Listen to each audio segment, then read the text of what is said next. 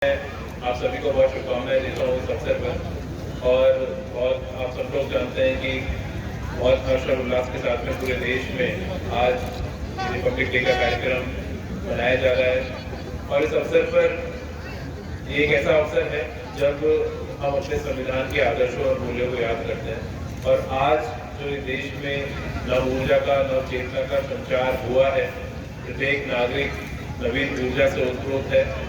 और जो मूल रूप से हमारे संविधान की भावना थी कि हम लोग भारतीय के रूप में हीन भावना से ग्रस्त ना रहें, गुलामी की मानसिकता से ग्रस्त ना रहें और उन गुलामी की मानसिकता को तोड़कर एक नव भारत में प्रवेश करें, नव चेतना के साथ प्रवेश करें और एक विकसित भारत का संकल्प लें। ऐसा आदरणीय प्रधानमंत्री जी का हमारे देश के बारे में विजन है, आप सब लोग जानते हैं। और पूरे उत्तर प्रदेश की सरकार आदरणीय मुख्यमंत्री जी के नेतृत्व में और समस्त प्रशासन उस पर काम भी कर रहा है। नागरिक के रूप में आपके जो कर्तव्य हैं वो बहुत महत्वपूर्ण है। केवल शासन, प्रशासन, सरकार अपने दम पर सारी चीजें नहीं कर सकती जब तक नागरिकों का उन्मुखीकरण, नागरिकों की सहभागिता उस पूरी प्रक्रिया में ना हो। और निश्चित रूप से मुझे आप सबको ये जानकारी मुझे कहने में कोई गुरेज नहीं है कि ये जो नवीन ऊर्जा का संचार पूरे देश में हुआ है, स्पेशली युवाओं में हुआ है।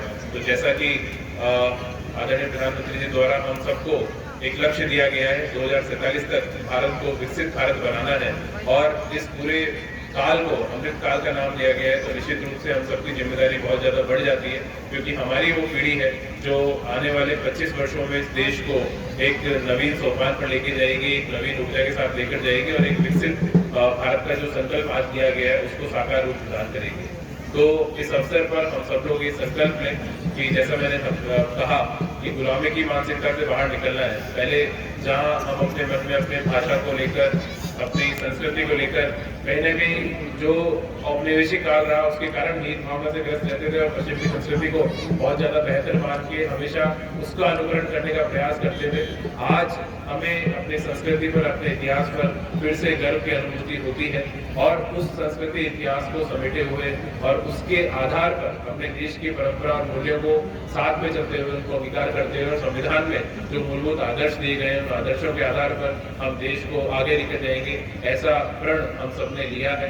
तो निश्चित रूप से हमको आज से अभी से उस पर काम करने की आवश्यकता है।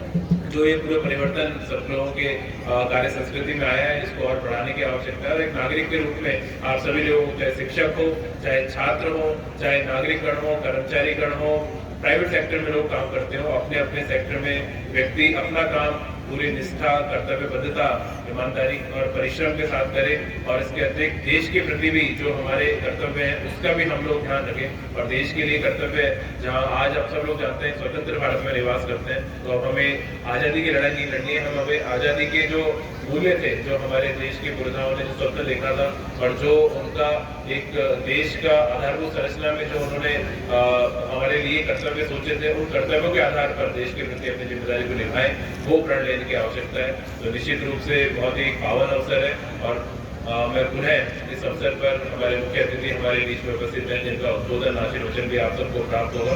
तो हम सब लोग सामूहिक रूप से जनपद रामपुर में ये प्रण लेकर आज यहाँ से जाएंगी।